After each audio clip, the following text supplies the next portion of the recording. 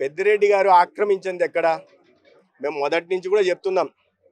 ఆయన ఫ్యాక్టరీలు తెమ్మంటే దొంగ ఓట్ల ఫ్యాక్టరీలు తెచ్చాడని.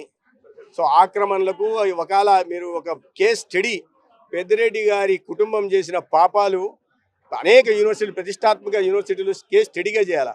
ఇటువంటి మోసాలు, ఇటువంటి ఘోరాలు, ఇటువంటి పాపాలు, ఇటువంటి కబ్జాలు, ఇటువంటి అరాచకాలు ఒక కుటుంబం చేయగలదా రాజకీయాల్లో అనే విషయాన్ని వాళ్ళని కేస్ స్టడీగా తీసుకోవాల్సింది. వారి చేయని కబ్జా లేదు, వారి చేయని పాపం లేదు. అక్కడెందుకు తమ్మలపల్లి ప్రాంతానికి పోతే, మదనపల్లి ప్రాంతానికి పోతే ఎక్కడికి పోయినా కూడా కబ్జాలు చేశారు. చివరికి ఎంతకు బరి తెగించారంటే వాళ్ళ పాపాలు బయటకు పడతాయని చెప్పి ఎంఆర్ఓ ఆఫీస్ని, దాంట్లో ఉన్న డాక్యుమెంట్లను కాల్ చేసే స్థాయికి దిగజారారు. విచారణ జరుగుతుంది, ఖచ్చితంగా దోషులు తప్పించుకునే ప్రసక్తి లేదు.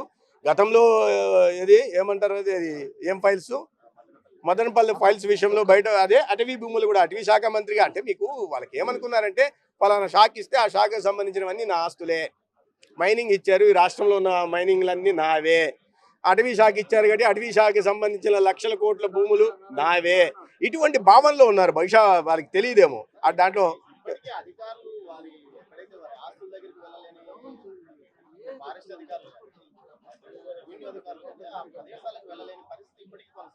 అటువంటిది ఏం లేదండి. అటువంటిది నేను అనుకోవట్లే. తిరుపతిలో కూడా మీకు తెలుసు, ఒక వీధిని కబ్జా చేసి గేట్లు పెట్టారు.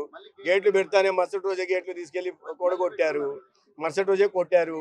అటువంటిది ఏమన్నా ఉంటే ఎవరు అతీతులు కాదండి, చట్టానికి ఎవరు అతీతులు కాదు. పెద్దిరెడ్డి రామచంద్రారెడ్డి గారు కాదు, పెద్దిరెడ్డి మిథున్ రెడ్డి గారు కాదు, ఎవరైనా సరే, ఏ స్థాయి వ్యక్తులైనా సరే ఆ తప్పు విచారణ జరిగింది. విచారణ తర్వాత కటకలరాలు లెక్క పెట్టాల్సిందే.